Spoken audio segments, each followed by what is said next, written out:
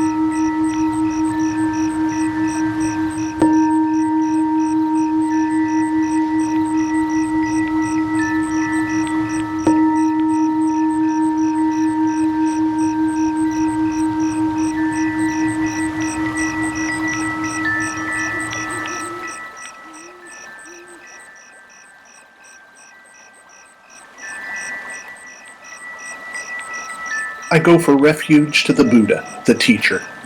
I go for refuge to the Dharma, the teaching. I go for refuge to the Sangha, the taught. I take refuge in the Buddha. I take refuge in the Dharma. I take refuge in the Sangha. I have taken refuge in the Buddha. I have taken refuge in the Dharma. I have taken refuge in the Sangha. 3 pure precepts. Cease to do harm. Do only good. Do good for others. Bodhisattva vow.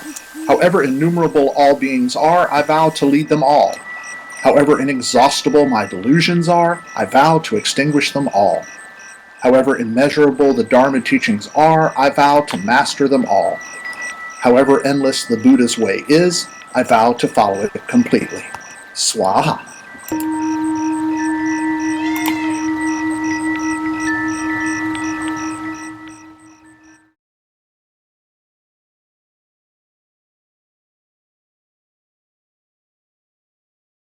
So again, happy Friday. Good to see everybody. Here we are, the temple at the Buddha Center, here in lovely Second Life.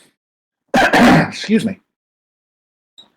So we've been talking about the 6 refinements, and we've talked about morality and ethics, and we've talked about generosity, and we've talked about acceptance and tolerance. And today, we're going to begin the journey in the last 3.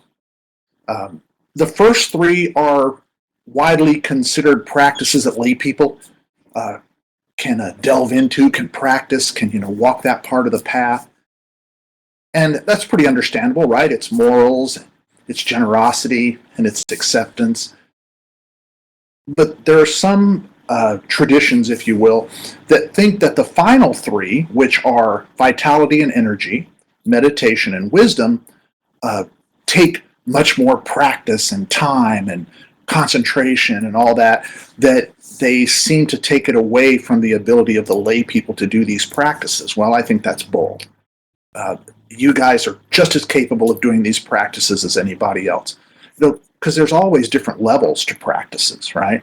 So even if you're practicing something at the, we'll call it the surface level, you're still doing a good practice, right? It's still a beneficial, valuable thing to engage in. So again, today we're going to talk about energy, and you'll get the point here. So like I said, it takes energy and vitality to walk the noble path. Because, come on, there's a lot to learn, there's a lot to practice, and there's a lot to experience. So energy plays a role. Now, energy or vigor, whichever way you want to translate it, some people call it vitality. You can go all the three. It's actually translated from the Sanskrit word virya.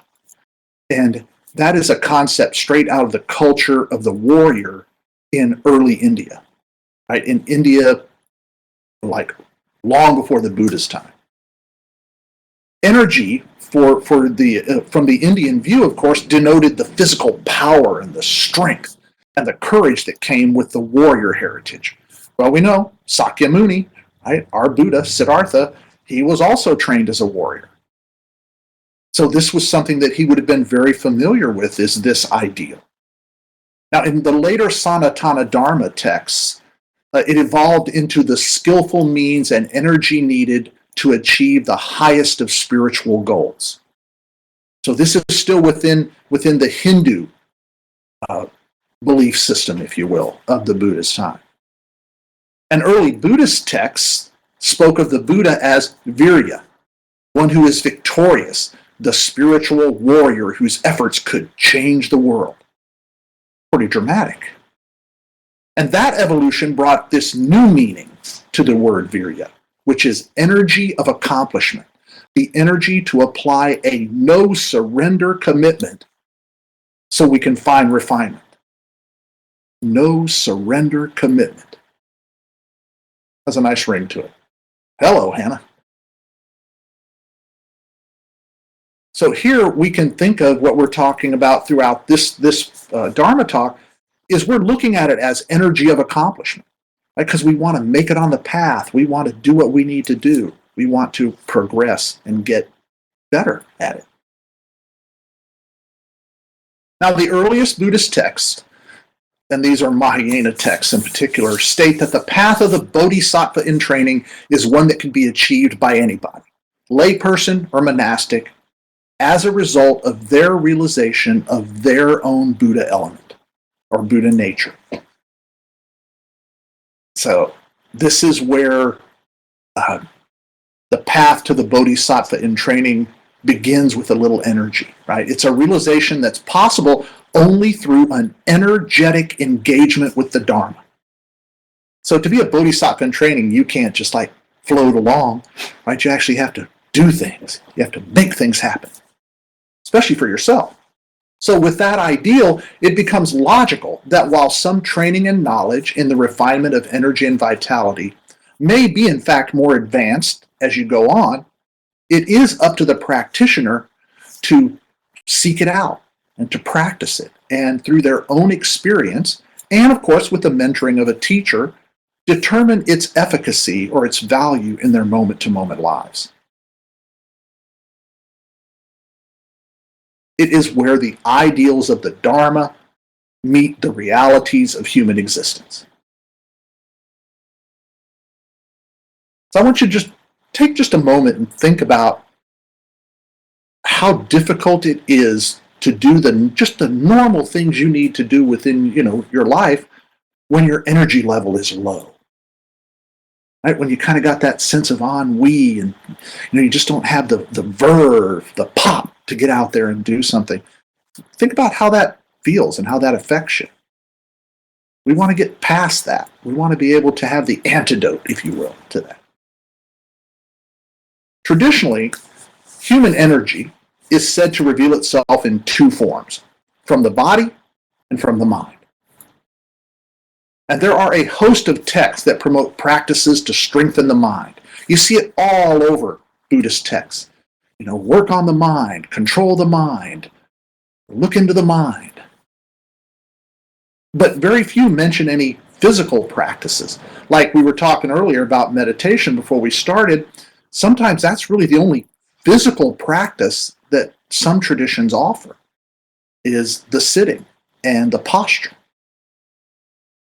And this led to the assumption that strengthening the mind was the all-important thing. You can let everything else go, strengthen the mind, and you'll be okay. Well, in the Chan tradition, it was the first patriarch of Chinese Buddhism, Bodhidharma, who realized the importance of a more holistic view when he brought the practice of physical exercise to the monastics of the Shaolin temples in China.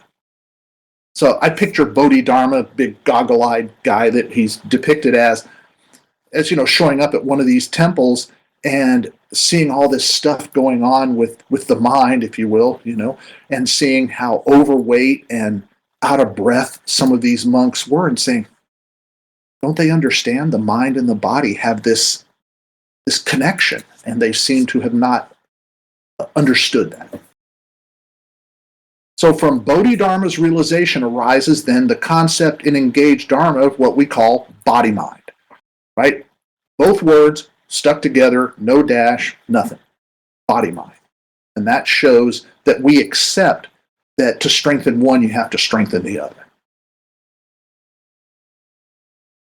So you have to exercise one or the other because it increases the strength in the other and increases the flexibility in the other. So the body-mind is inseparable. Right? Just like we talk about change the way we think, changes the way we act, that's a direct reference to the body-mind. Change the actions of the body, change the way the mind thinks. And that does include exercise. Now, there was a Hindu scholar and poet, his name was Arya Surya, and he presented that there were quantifiable energy levels in people. Excuse me. And that there are those that remain rooted in one type of energy level while others realize that there's an opportunity for transition between these energy levels. Excuse me, take a drink here, hold on.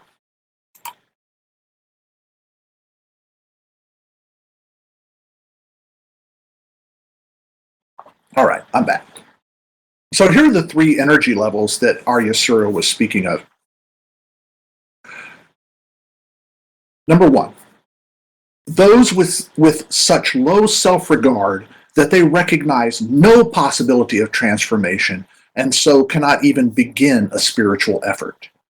Oh, I should mention, Arya Surya, when he was talking about this, he was centering it around spiritual effort, the effort to find that spiritual life, or in this case, to walk the path. So here we're talking about a person that has such extremely low energy that they don't think there's any possibility that they can be anything different. So that's energy. And then number two is those who are initially inspired into spiritual effort, but become discouraged, distracted, or they just tire out. I kind of tag that as laziness. So this is a person who, they discover, I'm going to use Buddhism, that's what we're here for. They discover Buddhism and they're really excited, they're really into it, and they start reading sutras and books by Pema Chodron, and they start listening to YouTube videos, and they come to the Buddha Center, and this lasts for about a month, and then they go, God, this is hard work, I'm out of here. That's what Arya Surya is talking about in the second example. And then the third one is those who advance boldly and with vigor toward their spiritual goal. And these are folks that have realized in some way, shape, or form this refinement of energy that we're talking about today. So you've got the person who is just low energy and just can't find their way to a higher energy level. Then you have that person who had that high energy level in the beginning, but they don't know how to hold on to it. And then the third one, the person who gets on the path and walks it and lets the path provide some of the energy. But then Arya Surya, he goes on to offer the 3 gradual stages of realization in the refinement of energy.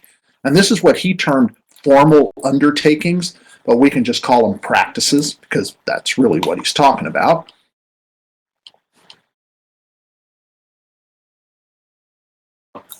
Number 1, being focused on thoughts of enlightenment, as that will energize the practitioner toward their goal. And as practice matures, that intent encompasses not only individual awakening, but the awakening of all. So he's saying, if you want to work on this whole energy thing within yourself, one of the things you can do is be focused on this idea of thoughts of enlightenment. Think about what you can do in your practice. Think about where your practice can go. Think about what you're doing in your practice right then. And then as you mature, as that practice matures and your energy matures, you find yourself having stronger intent to do good for yourself and others. Excuse me. Number 2, directing the power of individual energy into working toward an encompassing form of human flourishing and awakening for all human beings.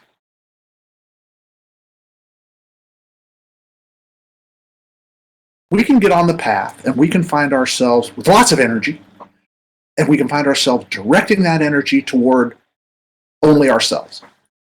Right? Just pushing all that energy into things we do for us. And that's good. That's where we want to start. But if we don't go further than that, we can see that energy start to wane, to lessen, to fade away a little bit. And it's through discovering what he called the encompassing form of human flourishing, meaning not only flourishing for you, but flourishing for others. It actually builds on our energy as we find ourselves looking to help others. And then the third is selflessness becomes the motivator and energizer for effortless energy directed toward the spiritual goal. Ooh, this is certainly what we all need to get to if we can. Number 1, the selflessness, right? You're doing it not just for yourself, you're doing it for others. And that becomes, like I said on number 2, that kind of becomes the motivator. Wow, you mean I can do this to help others? And you find that energy to do so. When they say effortless energy, which kind of seems like a paradox, right? Another Buddhist paradox. Effortless energy just means the energy just seems to flow within you without you even thinking about it. Right? It becomes spontaneous.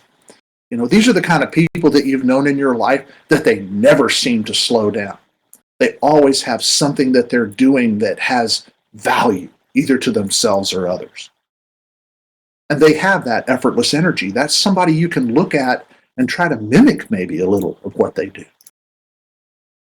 But again, Arya Surya was directing this toward our spiritual effort. But we must be serious about this. It can go with all of our efforts that we engage in. That's the beauty of a Buddhist practice. It's not just for Buddhism. It's for life, for what we do in our everyday engagement. In the traditional practice of energy, so there is a distinction then between ordinary and refined energy, and that's the energy that comes as a result of the deep realization developed as we apply the other 5 refinements. Right? Because again, just like the Eightfold Path, the 6 refinements are interconnected and interdependent on one another. You really can't practice one without the other 5 kind of infiltrating and saying, ooh, we want to join in on this.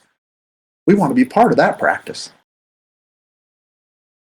Now, while it's called ordinary energy, it's far from mundane. It is instead what is saw as a quest for higher levels of effort and accomplishment. It's not allowing yourself to languish on a plateau. You try to find that way, that practice, that knowledge, that energy to get off the plateau and continue that climb, that spiritual effort, if you will. Buddhist practice seeks to develop what is called a human spirit. In engaged Dharma, we call it human excellence. You may have heard that somewhere. Excuse me again. That was an Aristotle thing, this whole human excellence thing. But anyway, so we seek to develop this human spirit, and that's the energy that the practitioner can channel. So in order that they can be generous, or they can make appropriate ethical and moral decisions. They can act with compassion and tolerance, and do this in the course of the situations that we encounter in life. Because remember, that's what we're here for. Practicing Buddhism, birth to death, being a better human being, making better choices. That's what we're here for.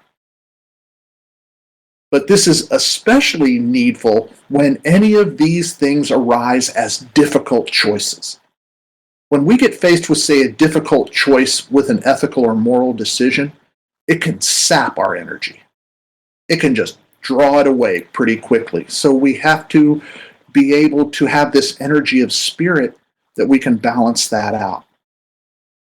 And we can not let ourselves become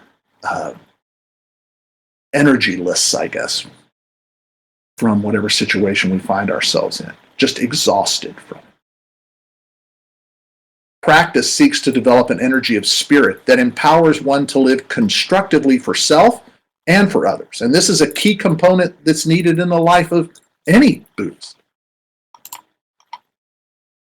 Energy of spirit, like acting with compassion and ethics, is not a state we are born into. We're not born this way. It is an achievement that we get through commitment and through effort and practice. So we call it human spirit, we call it energy of spirit. It is an energy that a practitioner can put into action as a defensive and offensive tool. It can be wielded like a sword and shield when dealing with life's situations and experiences. Energy of spirit can be the Vajra sword of situational wisdom and insight that we see traditionally held by Manjushri, the Bodhisattva Manjushri. That's the one, if you don't know, with the big wild eyes. It looks like he's about to attack somebody. He always has a sword in his hand, and that's the Vajra sword. And it manifests as a sharp blade of spiritual energy, and it's one which cuts away ignorance and wrong views, and it slices away the armor of ego and delusion. It is an energy that, with a reverse intent, acts to join together what is cut. And this alters the dichotomy of dualism into the holism of connectedness and interdependence.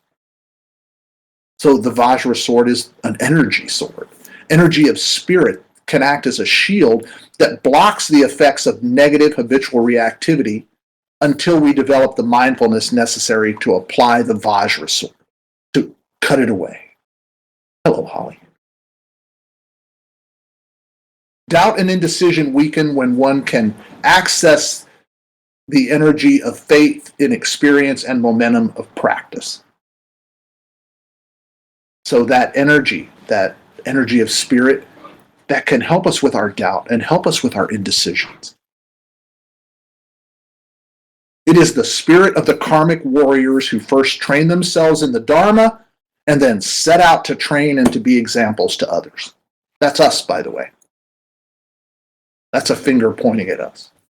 Energy of spirit is critical to the actions of the social self, to the goals of the bodhisattva in training.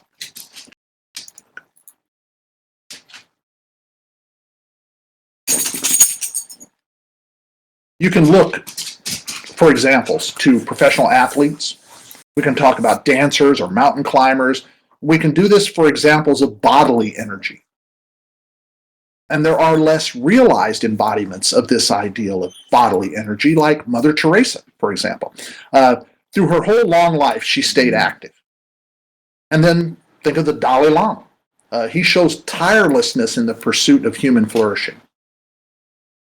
And you can look to any and all people who engage actions meant to promote human flourishing at any level. Let's point to the medical people, the first responders, the folks working in grocery stores right now in the midst of this coronavirus pandemic. If those are folks that are showing energy, they're showing energy of spirit. They're showing human spirit. Those are great examples right now. Great examples of bodily energy. And there's ideals of mental vitality, but they're not as easy to discern. Here it can be clearer to the practitioner if you can recognize states of mental energy of spirit in your own experience. Those moments where, each of you have had at one time or another, those moments when things just clicked and ideas flowed and concentration was deep and your attention was rapt. That was mental vitality. And again, while we may not be able to discern it as clearly as our own, we can again look to the folks that are so vital to us with what's going on right now with this pandemic. So there were moments when your mind was receptive to new thinking and you could formulate a plan of action that was clear and effective. Ooh, it felt good. And you tuned into your human spirit. You lost fear of questioning and you begin to ignore your inner critic. This is mental vitality. This is human energy, right? Spirit. Excuse me. So it's a time of seemingly boundless imagination and reservoirs of focus. These, you could kind of call them nirvanic moments, if you will. You had set aside habitual reactivity and you responded without perception, without hindrances, and without hesitation. We've all had those moments. We can look back on them, and those can be an example to us to do it again, how we might find that energy of spirit later.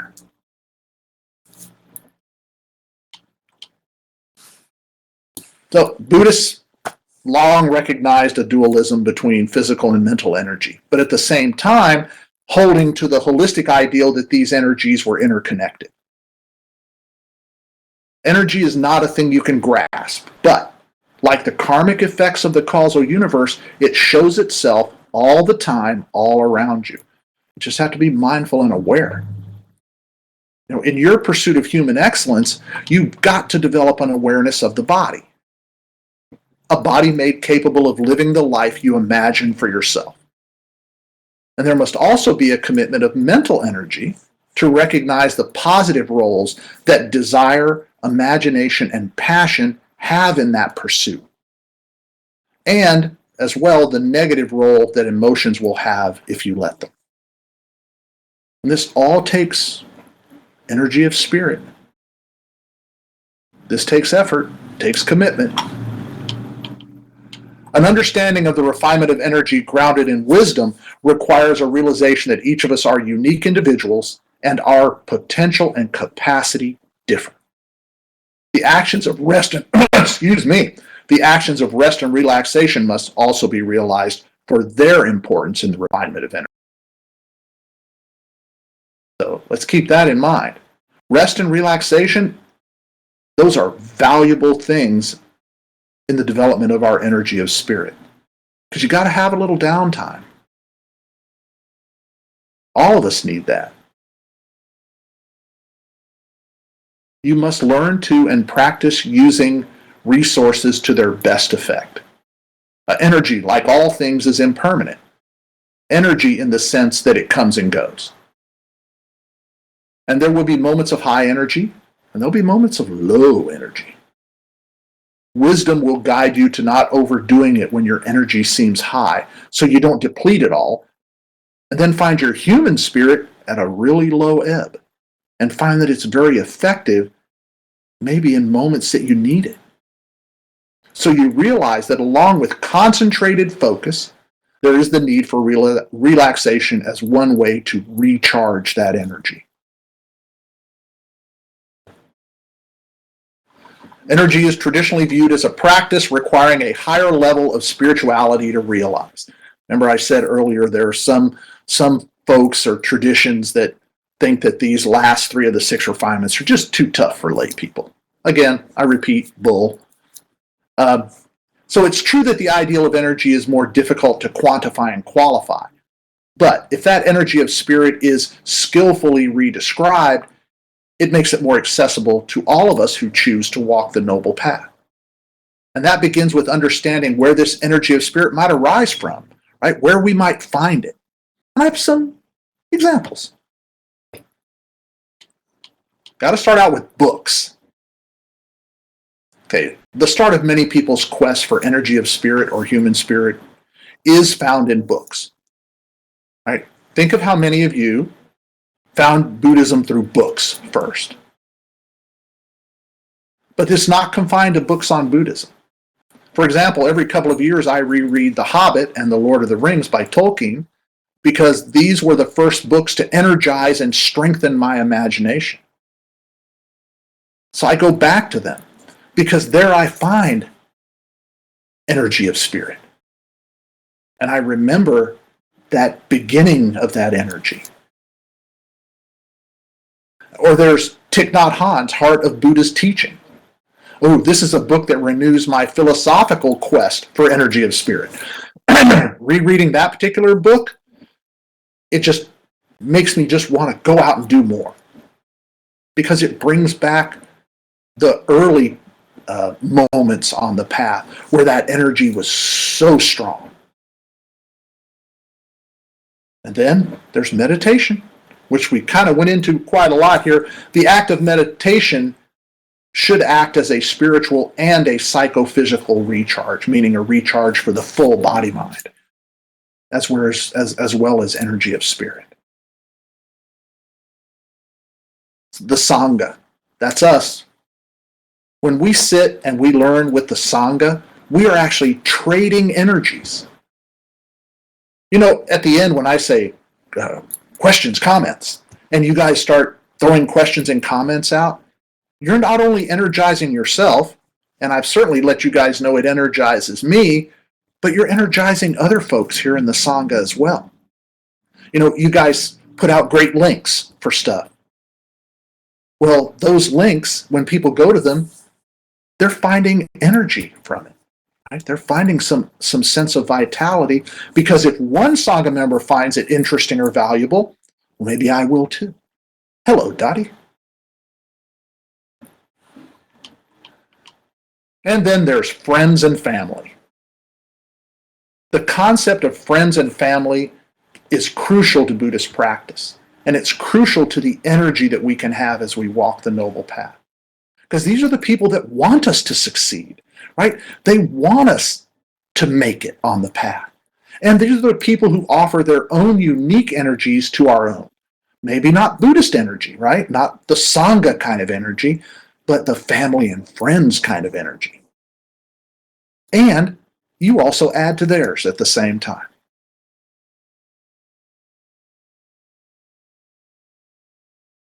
So we need to engage with this refinement of energy.